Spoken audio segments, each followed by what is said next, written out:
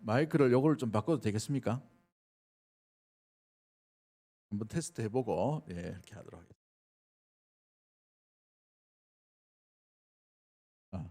소리 조금 더 크게 해주세요. 모니터도 좋습니다. 어느 교회 가니까 이렇게 설교하니까 너무 편하대요. 오후 예배니까. 왜냐하면 이게 마이크가 우리 교회 것도 성능이 좋은데 흡입력이 좀 약해요. 그래서 이제 갖다 대면 괜찮은데 갖다 대려고 하니까 자꾸 거북목이 돼요. 이렇게 목을 자꾸 내야 돼. 그게 목에 힘이 더 들어가고 이렇게 해서 이렇게 좀 편안하게 좀 오후 예배 때는 설교할 수 있도록 해도 되겠습니까? 감사합니다. 주님의 일을 할 때는 이런 제목으로 말씀을 나누도록 하겠습니다. 유명한 심리학자인 에릭 프롬이라는 사람이 있어요. 이분이 인생을 살아가는데 두 가지 방식을 이야기합니다. 그 두 가지 방식이 뭐냐 하면 소유지향적인 삶이 있다는 거예요. 한번 따라하겠습니다. 소유지향적인 삶. 두 번째 삶이 존재지향적인 삶이 있대요. 한번 따라하겠습니다. 존재지향적인 삶. 여러분, 소유지향적인 삶과 존재지향적인 삶이 뭘 이야기하냐면 끊임없이 경쟁과 노력으로 이 땅에 있는 모든 것들을 소유하려고 하는 목적을 가진 것이 소유지향적인 삶을 살아가는 거예요. 그래서 어찌 보면은 명예, 물질, 땅에 있는 모든 것 이것을 취하려고 하는 것이죠. 목적지향적 이런 것도 마찬가지입니다. 대표적인 성경의 인물이 있죠. 우리가 좀 살펴봤던 롯을 들 수가 있어요. 아브라함과 롯이 이 다툼이 있을 때, 목자들이 다툼이 있을 때 롯이 뭘 합니까? 지 좋은 거 제일 먼저 찾아 예쁘죠. 요게 소유지향적인 삶이라는 겁니다. 남을 안 돌아보는 거죠. 그런데 성공을 잘해요. 자수지향, 자수성가형이 가능할 수도 있는데 남을 돌보지를 않게 되는 것입니다. 또 유명한 사람이 있어요. 야곱이라는 인물이 있어요. 그죠? 자기가 복을 받기 위해 누구를 속입니까? 아버지를 속이고 또 누구를 속여요? 형을 속이고 마지막에 누구를 속이려 합니까? 하나님을 속이려 하죠. 하나님의 복이 이 아버지를 통해서 임한다는 걸 알고 대상을 속입니다. 제일 나쁜 게 하나님 속이려고 하다가 된통 당하죠. 야곱보다 더 유명한 사람이 이 하란에 살고 있어요. 누굽니까? 라반이라는 삼촌이었어요. 이 꾀돌이 야곱보다 더한 사람이에요. 아무튼 소유지향적인 삶이 있다는 거예요. 두 번째, 존재지향적인 삶이 있습니다. 이 존재지향적인 삶이 뭐냐 하면 인격을 지향하고 자기 존재 가치를 소중히 여기는 거예요. 그로 말미암아서 내 영광스러운 존재, 나의 모습, 나의 가치, 내 모습이 어떤 모습이 될 것인가. 이건 사람의 존재 가치에 대한 가치를 두고 여기에 집중을 하는, 지향하는 인생의 모습인 것이죠. 성경의 대표적인 인물이 어떤 인물이 있을까요? 돈 상관없이 돈을 줘버리는, 오히려 자기의 정체성을 붙드는 사람, 아브라함을 들 수가 있죠. 탈취했던 모든 물건들을 이 옆에 있는 소돔 왕들, 여러 왕들에게 다 줘버리잖아요. 그죠? 이런 모습들이 존재지향적 삶의 모습인 것을 보게 됩니다. 또 어떤 인물들이 있을까요? 창세기 보면 요셉을 들 수가 있어요. 요셉이 소유지향적인 삶을 살았다면 그는 반드시 복수해야 됩니다. 누구에게 복수해야 돼요? 형제에게. 또 누구에게 복수해야 됩니까? 자기를 모함했던 보디발 집을 작사를 내야 돼요. 그죠? 또 누구를 보복해야 됩니까? 술관을 맡은 사람. 그렇게 꿈을 해석해 줬는데도 불구하고 은혜를 잊어버린 거예요. 은혜를 잊어버리면 굉장한 배신감이 듭니다. 그죠? 개도 자기 주인에 대한 밥을 주는 것에 은혜를 알아요.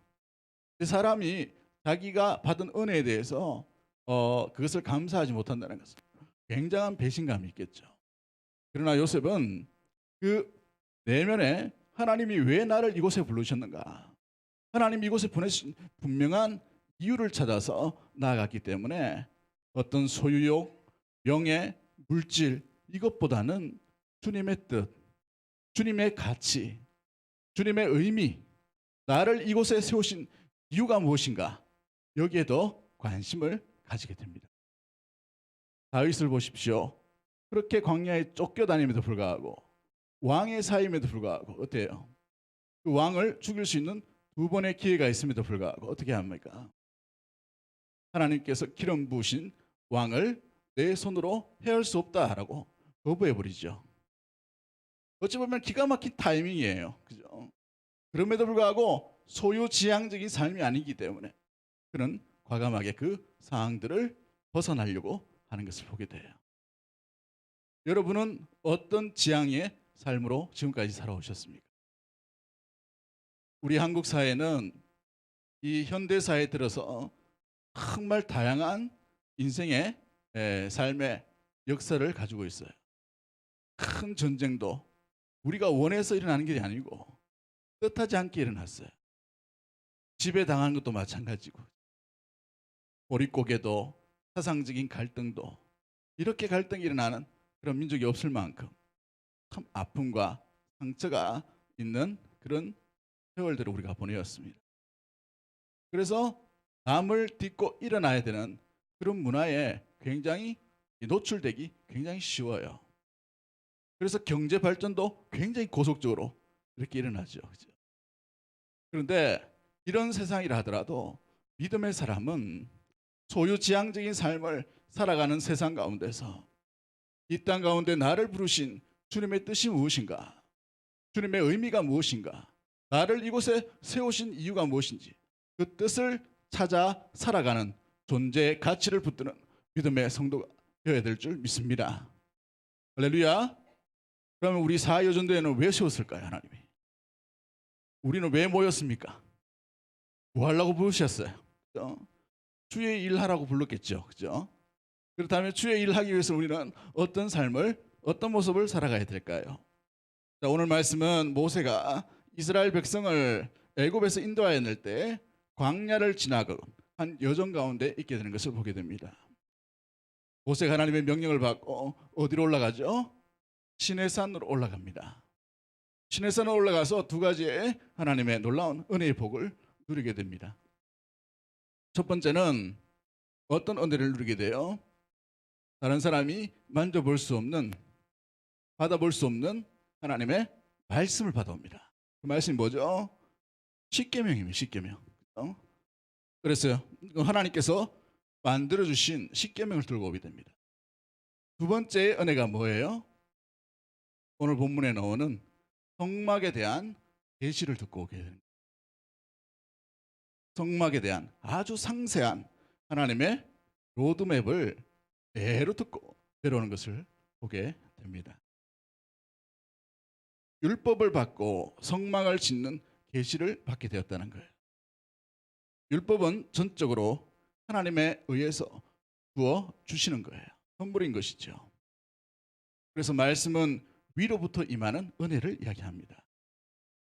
말씀이 뭐라고요? 위로부터 임하는 은혜를 얘기해요. 말씀이 사람을 통해 전달되지만 이 모든 말씀을 이끌어 주시고 주시는 분이 누구예요? 하나님이십니다. 그러므로 이렇게 여러분 커튼을 쳤다라고 생각되시고 내 목소리를 듣고 주의 음성을 들으셔야 돼요. 오늘 저 목사님 안경 삐뚤어졌네. 오늘 저 목사님 저 넥타이 좀 약간 삐트네. 이거 보시면 안 돼요. 건가대 찬양 뭐 어떻다 이렇게 구분할 필요도 없어요. 은혜를 베풀어 주신 분은 누구입니까? 하나님이시죠. 그죠? 그러므로 위로 임하는 은혜를 경험하셔야 돼요.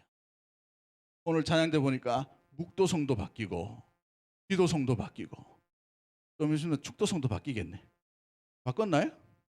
아, 축도성 그대로고. 눈치채셨습니까? 굉장히 은혜를 많이 받았어요. 묵도 드리는데 오, 새로운 곡이네. 아, 준비를 많이 했겠다. 이런 생각이 참 많이 듭니다. 관심을 좀 가져주이소.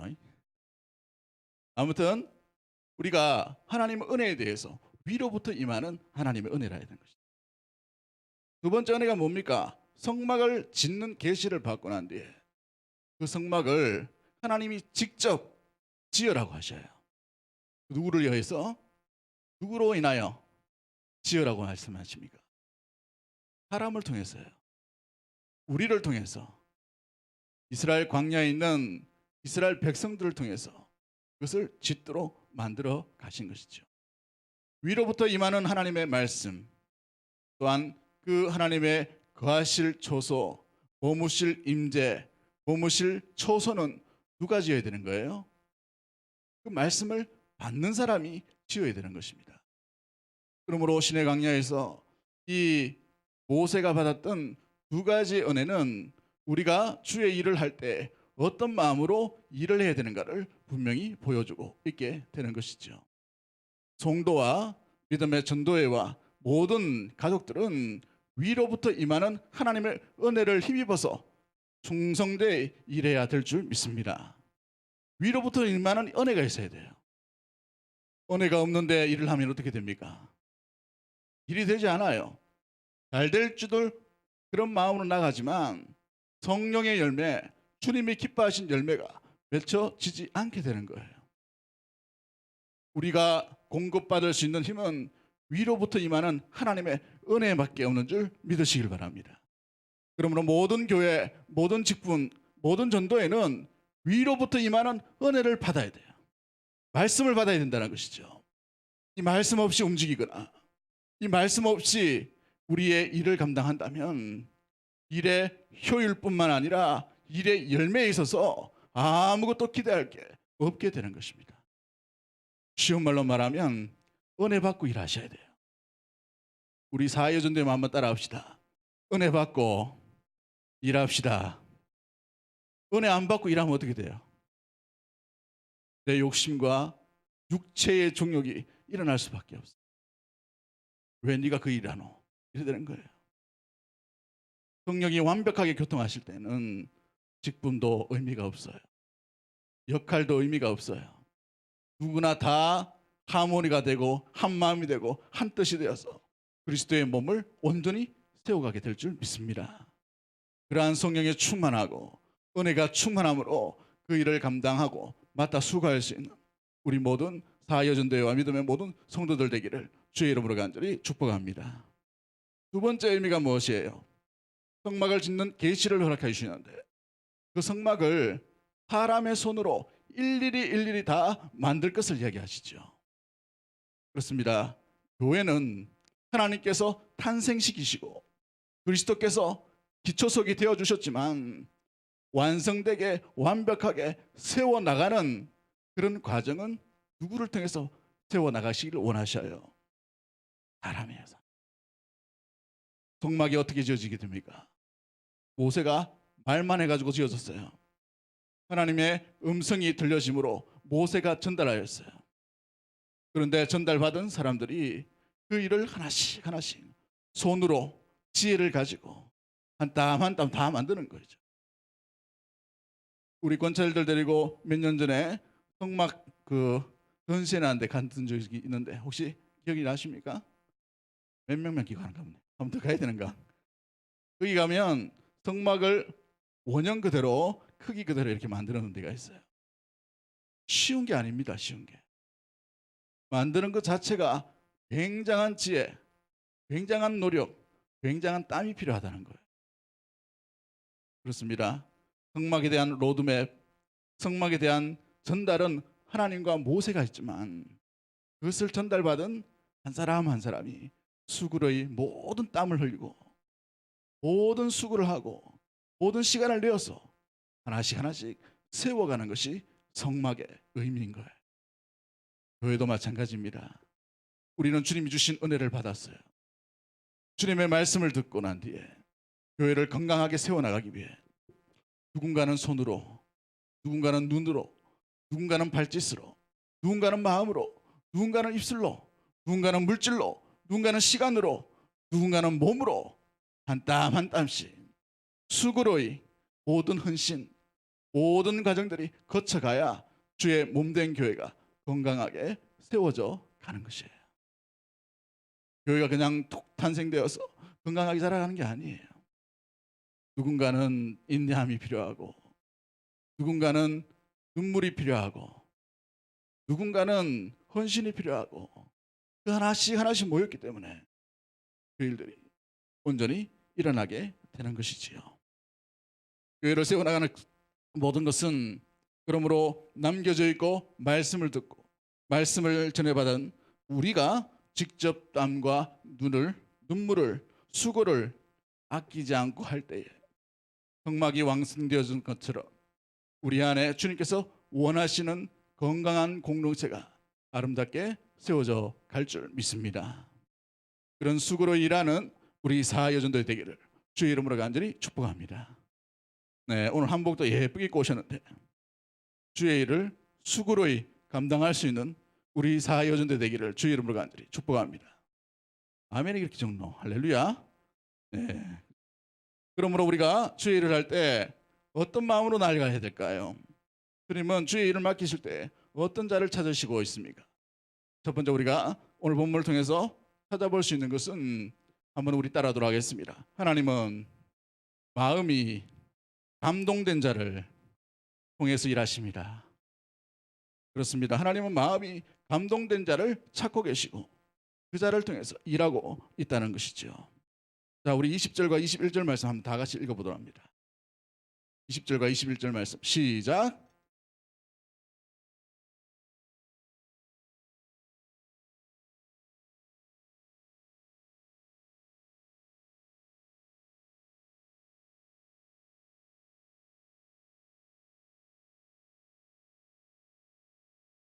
여호와께 드리는데 첫 번째 어떻게 드렸습니까? 어떤 자가 드렸죠?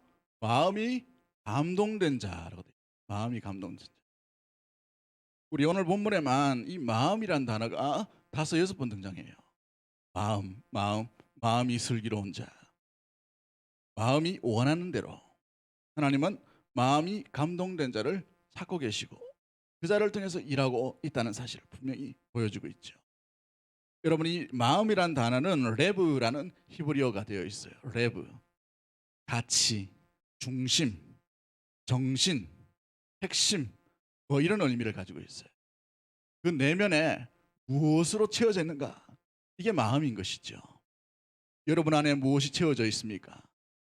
주님이 기뻐하시는 말씀의 핵심과 가치가 여러분 내면에 채워져 있으므로 주의 일을 감당하고 있습니까? 그렇지 않으면 세상의 온갖 잡동사니 같은 그런 여러 가지 가치관들이 우리 안에 장악되어지고 채워짐으로 말미암아서 그 가치관을 인하여서 여러분 중심으로 삼고 주의 일을 섬기려고 그렇게 노력하고 있나요? 우리의 마음에 주님으로 가득 찰 수 있게 되기를 주의 이름으로 간절히 축복합니다. 하나님의 말씀으로 가득 채워지는 믿음의 모든 가족들 되기를 주의 이름으로 간절히 축복합니다. 신명기 6장 5절 말씀에 너는 마음을 어떻게 하고라고 되어 있어요? 다 하고, 성품을 어떻게 하고요? 다 하고, 힘을 어떻게 하고요? 다 하고, 주 너의 하나님 여호와를 사랑하라. 그 사랑하는 자를 주님이 찾기를 원하시고 그 사랑하는 자를 통해서 주님은 주의 일을 감당하게 하실 줄 믿습니다. 여러분 마음에 주님 사랑하는 마음이 가득 넘쳐서 우리 사회전도에 가는 모든 사역 가운데 여러분이 일함으로 말미암아 하나님의 마음이 전달될 수 있는 은혜 우리 귀한 믿음의 모든 가족들 되기를 주의 이름으로 간절히 축복합니다. 그러므로 주의 일은요, 뭘 가진 사람, 재능이 많은 사람, 이 일로 인하여서 일이 이루어지는 것이 아니에요. 못 배운다 하더라도, 못 배웠다 하더라도, 어떤 재능의 달란트가 없다 하더라도 중심에 하나님만 있으면 돼요. 하나님의 가치만 있으면 됩니다. 하나님의 말씀을 최우선적으로 가치를 붙드는 마음이 있으면 돼요. 하나님의 마음이 충만한 우리 사회전도회와 믿음의 모든 우리 교회가 되기를 주의 이름으로 간절히 축복합니다. 그러므로 하나님은 외모를 보시는 것이 아니고 뭘 보신다고 되어 있어요? 중심을 보신다. 외모로 따지면 여기 예수님 때문에 뽑힐 자가 없어요. 여기 앉을 자가 없단 말이죠. 다 이제 우리가 30살 넘어가면 어떻게 됩니까? 계급장들이 막 생겨지고 머리도 빠지고 얼굴에 주름살도 오고 힘도 빠지고, 그죠? 외모로 보면 우리를 선택할 자가 별로 없어요. 외모로 뽑힌다면, 그죠? 능력으로 하면 우리가 뽑힐까요?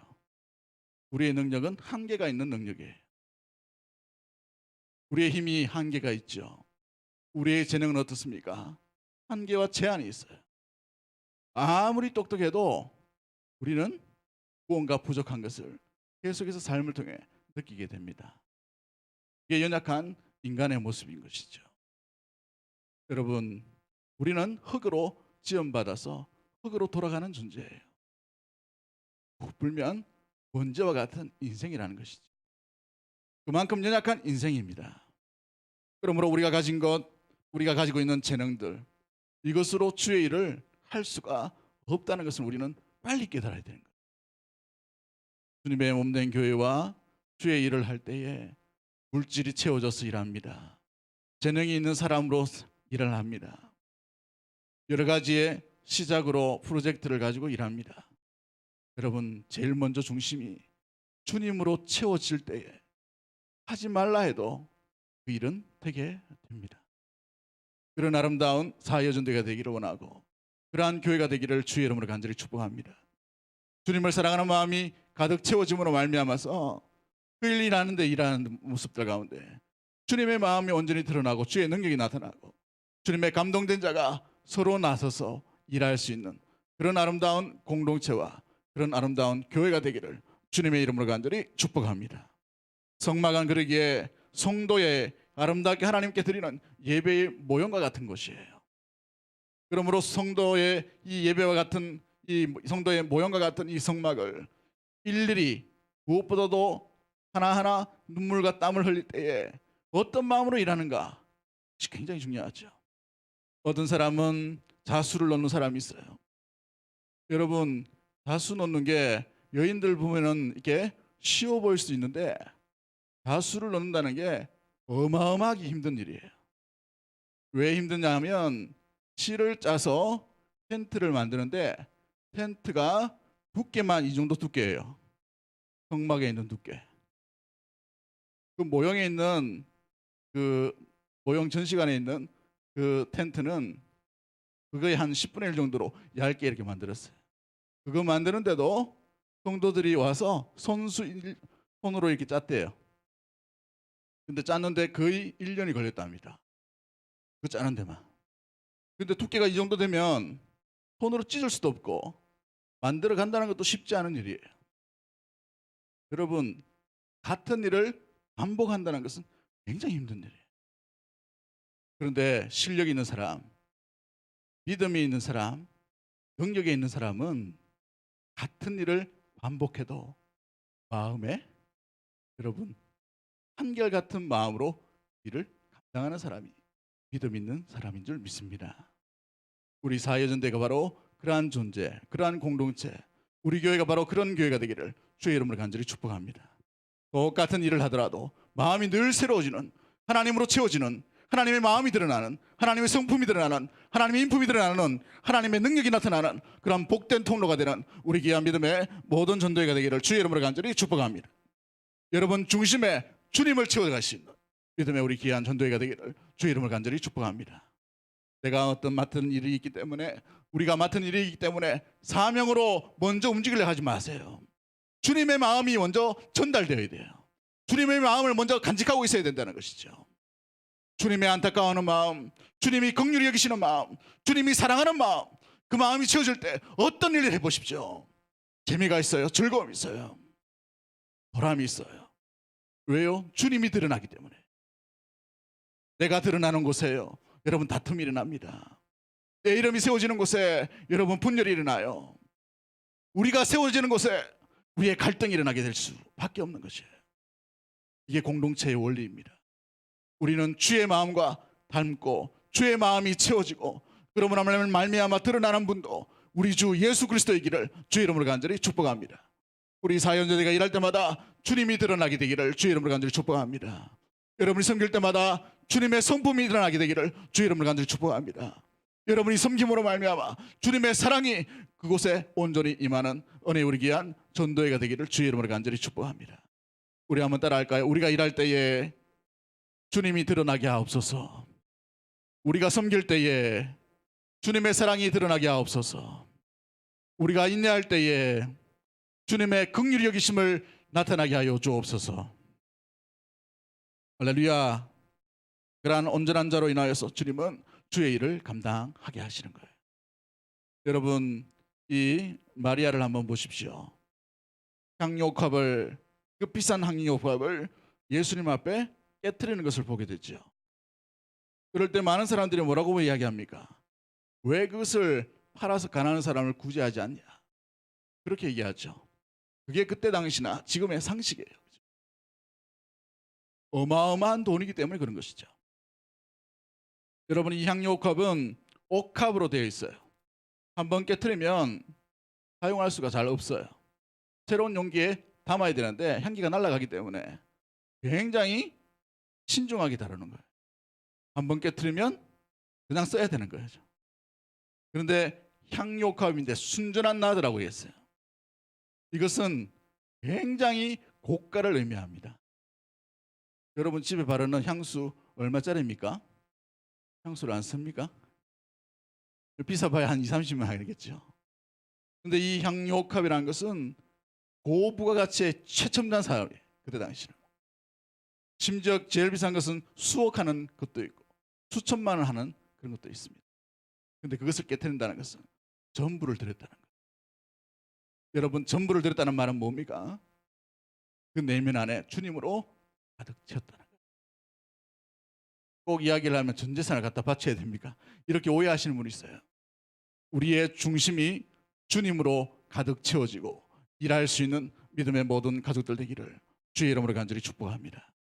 주님은 그런 자를 찾고 계시고 그런 자를 통해서 주의 일을 펼치시기를 원하시고 있다는 거예요. 여러분, 오늘날 시대는 감동의 시대예요. 그래서 그걸 보고 광고를 보면 고객 감동의 시대라고 되어 있어요. 그런데 정말 중요한 것은 우리 인류의 창조자 되시고 우리를 구원하여 주시고 우리를 지으시고 우리를 인도하여 주시고 우리에게 은혜를 베풀어 주시고 우리와 함께하여 주시고 우리에게 가장 소중한 생명을 주신 하나님을 감동시킬 만한 그 마음에 준비된 사람이 드물다는 거예요. 우리 사회전도회가 바로 주님을 감동시키는 은혜의 전도회 되기를 주의 이름으로 간절히 축복합니다. 우리 교회가 바로 주님의 마음을 시원케 되는 은혜의 우리 귀한 공동체 교회가 되기를 주의 이름으로 간절히 축복합니다. 두 번째로 주님은 어떤 자를 사용하십니까? 모든 감동된 자. 또한 두 번째, 자원하는 모든 자라고 되어 있어요. 자원하는. 그렇습니다. 주님은 자원하는 자를 통해서 일하고 또 하는 주의 일을 감당케 하시는 것을 보게 돼요. 여러분, 은혜와 자원이란 단어는 동일한 의미로 여겨지는 거예요. 뗄래야 뗄 수가 없는 것이죠. 은혜 받았는데 자원하지 않는다. 아니에요. 은혜 받은 거 아닙니다. 은혜 받으면 일을 하고 싶어요. 은혜 받으면 주를 위해 섬기고 싶어요. 은혜 받으면 주의 일을 감당하려고 나아가게 되어 있습니다. 우리 세 가족 중에 한 분이 어떤 일도 좋으니까 시켜만 달라고 이렇게 전사님한테 전화 온 걸 제가 보고를 받았어요. 은혜 받으면, 은혜가 임하면, 은혜가 주님께서 우리에게 주신 은혜가 있으면 뭐라도 하려고 하고 뭐라도 시작해 보려고 하고 뭐라도 주님 앞에 갚으려고 하는 그 마음들이 있다는 거예요. 그게 시간일 수도 있어요. 그게 기도될 수 있어요. 기도로 사용될 수도 있습니다. 그게 물질로 될 수도 있어요. 그것이 봉사로도 드러날 수 있게 됩니다. 여러분, 은혜 받은 자 맞나요? 오늘 그 점심을 잘못 드셨나 이렇게 소리가 적노. 주무시는 분 없죠? 여러분, 은혜 받으면 은혜 받은 만큼 자원해서 주를 위해 섬길 수 있는 그 자리로 날마다 나아가게 되기를 주의 이름으로 간절히 축복합니다. 은혜가 임할 때에 여러분의 손발이 그곳에 움직일 수 있게 되기를 원해요. 굳어진 손이 되지 않기를 원해요. 우리 원로 목사님 3개월마다 4개월마다 제가 찾아뵀는데 꼭 저희 할아버지 같아요. 저는 할아버지를 보지 못했습니다만 갈 때마다 작년까지는 제가 기도받았어요. 목사님 기도해 주십시오 하면 이렇게 이빨이 안 좋으셔가지고 이렇게 침을 좀 흘리시거든요. 침을 조금 흘리시면, 그런데 흘리는 그 침 닦아가면서 이렇게 축복 기도해 주셨어요. 근데 올해는 이제 나 기도 안 된다고, 목사님이 하라고 이렇게 하시더라고요. 그래서 제가 해드렸어요. 한 3번 정도 제가 해드렸는데 그래도 얼마나 감사한지요. 그 섬김, 그 기도 따라갈 때는 항상 목사님 제가 기도하고 있습니다. 한결같이 그렇게 얘기하셔요. 97세에도 은혜 받으신 분은 섬김과 사역이 자발적으로 그렇게 되신 거예요. 우리의 힘이 늙고 우리의 몸이 병든다 하더라도 은혜 받은 자답게 주의 일을 끝까지 감당할 수 있는 충성된 자원하는 심령이 되기를 주의 이름으로 간절히 축복합니다. 그 자원하는 심령을 인하여서 주님은 마음껏 주의 일을 감당케 하시는 거예요. 오늘 이스라엘 백성들 보십시오. 자원에서 뭘 드렸습니까? 자원에서 금을 드렸습니다. 자원에서 실을 드렸어요. 자원에서 시간을 드렸습니다. 자원에서 여러 가지 물질들을 주님 앞에 갖다 바친 것을 보게 되죠. 여러분 이렇게 얘기하신 분이 있어요. 광야에 집도 없고 텐트인데 진짜 하나님 너무하시네. 저렇게 가난한 사람들 금도 빼앗고 염소털도 빼앗고 물개 가죽도 빼앗고 보시면은 희한한 가죽도 많이 나와요. 그렇게 얘기할 수도 있죠. 여러분 성경을 전체적으로 보셔야 돼요. 성경을 전체적으로 보면 하나님이 이 이스라엘 백성을 얼마나 존귀하게 여기신지를 알게 됩니다. 출애굽기에 잘 보시면 이 이스라엘 백성들이 400년 만에 노예 생활하다가 출애굽할 때에 이스라엘 백성들이 애굽 사람들에게 요청하는 물건을 다 애굽 사람들이 주게 되어 있었어요. 그게 금은 보화 모든 것들 다 주었다라고 되어 있어요. 그냥 놓은 게 아닙니다. 나올 때 한몫 든든히 챙기고 나왔다는 거예요. 거의 대부분 아름다운 금 덩어리는 다 들고 오는 정도로 하나님께서 그냥 버리신 게 아니에요. 400년의 노예 값을 철저하게 갚으시고 채워주심으로 이스라엘 공동체를 세워나갈 게 충분하게끔 주님께서 그 주머니에 채워주신 거예요. 그런 은혜를 받았던 사람이에요. 그런데 하나님 앞에 은혜를 받고 자원할 때에 주님이 우리에게 광야 가운데에 400년 노예 가운데 맡겨주신 그 놀라운 은혜의 것을 자원해서 드렸다. 이걸 보면서 우리가 유치하고 또한 교훈을 삼아야 될 것이 무엇입니까? 우리는 종종 우리의 힘으로 지금까지 왔다고 생각될 때가 있어요. 내가 좀 지혜가 있어서 이런 학교 가서 이런 직장을 구했지. 우리 아버지가 뭔가 재물이 있었기 때문에 내가 건물 하나 건지고 그 건물에 건물주가 되고 이렇게 생각했다. 나의 나된 것이 우리 조상 때문이고 내 힘 때문이고 내 지혜 때문이다. 여기신 분이 혹시 있으십니까? 성도를 그냥 부르시는 것이 아니에요. 우리의 우리됨은 모든 것이 다 주님의 은혜인 줄 믿습니다. 약한 자로 부르실 때도 있고 강한 자로 부르실 때도 있고 연약한 자로 부르실 때도 있고 부자로서 부르실 때가 있고 가난한 자로 부르실 때가 있어요. 그러나 불러주신 분은 하나님 아버지인 줄 믿으시길 바랍니다. 그러므로 하나님이 이 시기에 우리에게 주신 모든 것들이 다 주의 것입니다. 이런 고백이 저와 여러분의 고백이 되기를 주의 이름으로 간절히 축복합니다. 은혜 받은 자는 모든 것이 다 주님의 것입니다 라는 고백이 있는 자인 것이죠. 여러분 자원할 때에 그런 마음으로 이 모든 일들을 감당할 수 있는 우리 사여전대회와 믿음의 모든 공동체가 되기를 주의 이름으로 간절히 축복합니다. 교회가 건강해지려면 자원하는 심령들이 많아야 돼요. 뭔가 시켜가지고 하면 늦어요. 여러분 잘 생각해보고 잘 기도해 보십시오. 사랑의 아이디어가 넘쳐나게 될 거예요. 섬김의 아이디어가 넘쳐나게 돼요. 집중해서 한번 기도해 보십시오. 주님 내가 무엇을 했으면 좋겠습니까? 제게 받은 은혜가 큰데 주를 위해 어떤 것을 할까요? 어떤 일을 할까요? 어떤 수고름이 있을까요? 아이디어가 떠올라요. 아이디어가. 장례식 내려온데 보니까 어떤 집사님 그 이야기 하더라고. 우리 교회 성도들 하면은 이 앞에 바로 나가면은 대문 비 맞고 눈 맞고 이렇게 해가지고 늘 갈 때마다 신경 쓰는데 저거 제가 좀 했으면 좋겠는데 기회를 보고 있다고. 기회를 보지 말고 하면 되는데 그죠? 네. 여러분 생각을 하고 있는 거예요. 생각을. 좋은 아이디어예요. 사랑의 섬김이. 가다가 길거리에 휴지가 떨어 있으면 우리 집 휴지는 잘 안 치워도 주의 몸 된 교회 휴지가 있다면 주의 몸을 아껴야지 하는 마음으로 주워 담는 거, 그게 자원하는 마음이에요. 자원하는 마음이 크게 뭐 돈 들고 크게 뭐 작정을 하고 이런 걸 원하신 것이 아니에요. 자그마한 일 가운데 은혜 받은 자답게 그 은혜 받은 것을 섬김의 자리로, 사랑의 자리로, 주의 몸을 아끼며 사랑할 수 있는 그 섬김의 손길로 나아갈 수 있는 우리 귀한 사회여전대회와 믿음의 모든 가족들 되기를 주의 이름으로 간절히 축복합니다. 제가 90년도에 싱가포르를 한번 가본 적이 있어요. 싱가포르를 가봤는데 한 15,000명 정도 모이는 교회였습니다. 한번 예배 드리는데 한 5,000명 정도 모였어요. 여러분, 5,000명 정도 한 번에 들어간다 그러면 스텝이 몇 명 필요할 것 같아요? 우리 정도 규모의 스텝 가지고 감당할 수 있겠습니까? 안 됩니다. 주차 요원만 30에서 50명이 필요해요. 주차 요원만. 예배 안내 요원은 몇 명이 필요할까요? 5,000명이니까 이거에 한 10배 정도 있다고 칩시다. 거의 뭐 운동장 규모던데 그 의자에 번호가 다 있었어요. 번호가. 그런데 우리가 온다는 이야기를 듣고 그 스텝이 우리 자리를 딱 마련해 놨더라고. 숫자 정확하게. 네, 숫자가 몇 명인지도 모를 수도 있잖아요. 변동도 있을 수 있는데 철저하게 그래 합니다. 그래서 다른 자리 좀 앉아보려고, 잘 보이는 자리. 이 목사님들은 욕심이 있어가지고 앞자리를 좀 사모합니다. 왜냐하면 앞자리에 가면 조명, 그 다음에 시스템, 아니면 뭐 악기, 그 다음에 이 봉사자들이 어떻게 움직이는지 그런 걸 좀 봐야 되기 때문에 앞에 가서 예배 드리려고 막 하는데 안 된대요.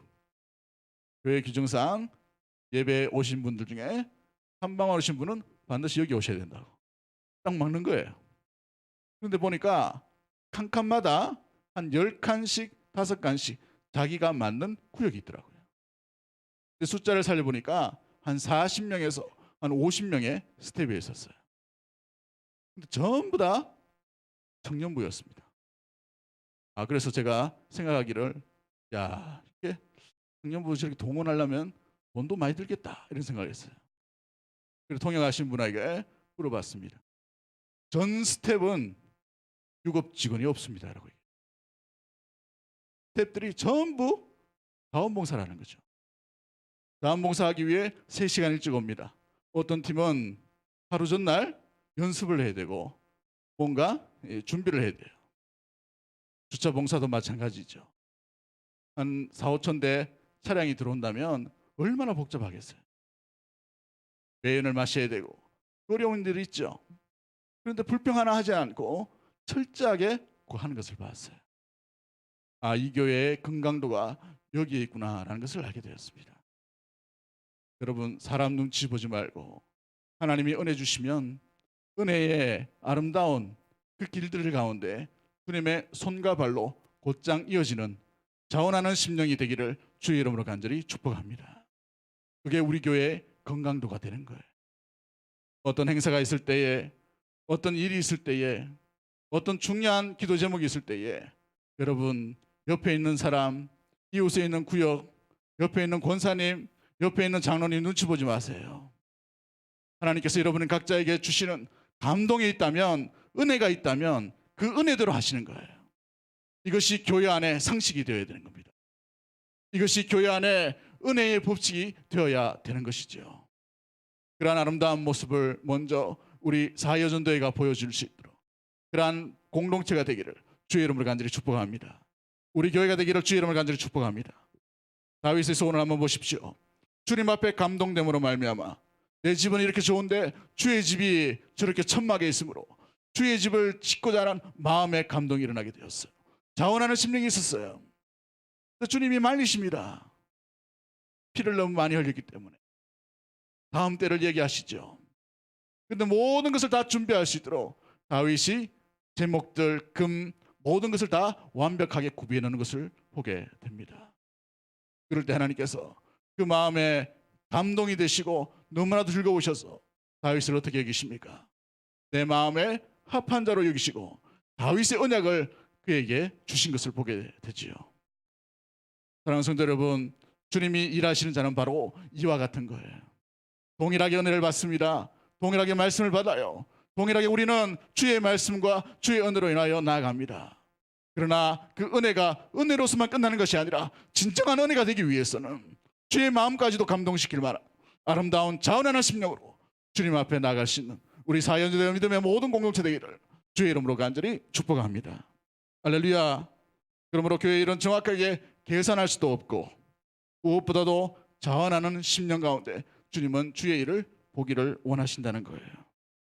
우리 사여전대가 바로 주님 앞에 감동과 은혜로 자원하는 아름다운 공동체인 사여전대가 되기를 주의 이름으로 간절히 축복합니다. 죄 짓는 것 빼고 마음껏 하셔야 돼요. 죄 짓는 것 빼고. 여러분, 부산에 있는 교회가, 제가 있었던 교회가 왜 그렇게 큰 줄 아십니까? 5천 명 될 때 성장이 멈췄어요. 근데 목사님이 큰 결심을 하십니다. 어떤 결심을 하냐면 5천 명이 목사님 혼자 하니까 도저히 안 된다는 거예요. 그 목사님 군목 출신이라 가지고 얼마나 엄했겠습니까? 부교육자들이 벌벌벌 떨었어요. 저 전에 이제 선배 목사님들이 이야기하는 거 보면 아예 인사도 하기 싫대요. 너무 무서워가지고.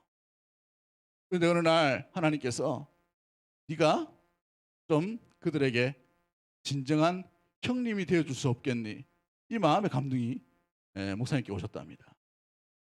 그리고 난 뒤에 다음날 이 부교육자들 몇 명을 잘라야 되는데 하도 사고를 많이 쳐가지고 목사님이 큰 결심을 하시고 교육자들 전체를 불러놓고 난 뒤에 내가 뭐라 할 수도 있고 책임을 물을 수도 있지만 이제부터 그렇게 하지 않겠다고.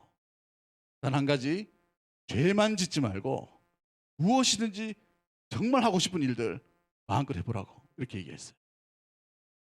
그러니까 진짜 죄만 안 짓고 사고를 엄청나게 친 거예요. 부교육자들이. 얼마나 사고 쳤는지 하면 이상한 프로젝트 만들어가서 열심히 하는 거예요. 근데 이게 안 맞는 프로젝트도 있고 성도들이 뭐 허걱대면서도 힘들어하는 것도 있고 이랬어요. 시행착오를 많이 겪었어요. 그런데 놀라운 것은요, 자원에서 하다 보니까 감당할 자가 없는 거예요. 교회가 너무 즐거운 거예요. 부교육자들이 억지로 일하는 것이 아니죠. 얼굴에서 드러나게 돼 있거든요. 시켜서 하는 일은 늦은 거예요. 그런데 자원에서 막 하다 보니까 이것이 하나씩 기쁨이 있고 재미가 있고 즐거움이 있고 은혜가 있고 열매가 있게 되는 거예요. 주님이 드러나시는 거죠. 그 5천 명에서 2만 명으로 이렇게 수직해서 올라갔어요. 사람을 할 수 있는 게 아닙니다. 여러분, 말리지 못할 사람 분류가 있는데 자원에서 하는 사람은 말리지 못합니다. 그런데 그 자원이 주님의 은혜를 받고 자원하는 모습들이 되기를 주의 이름을 간절히 축복합니다. 그러한 사여전도회가 우리 교회가 되어서 주의 마음을 시원케 되는 은혜의 우리 귀한 믿음의 모든 가족들 되기를 주의 이름으로 간절히 축복합니다. 그래서 우리 교회가 우리 헌신하는 사여전도회 덕을 좀 봤으면 좋겠어요. 할렐루야. 아멘이 적네. 네, 한번 따라하겠습니다. 이 모든 것이 다 하나님의 은혜 받은 사여전도회 덕분입니다. 그런 날이 계속되기를 주의 이름으로 간절히 축복합니다. 한번 기도합니다. 하나님 아버지 감사합니다. 헌신으로 다짐하는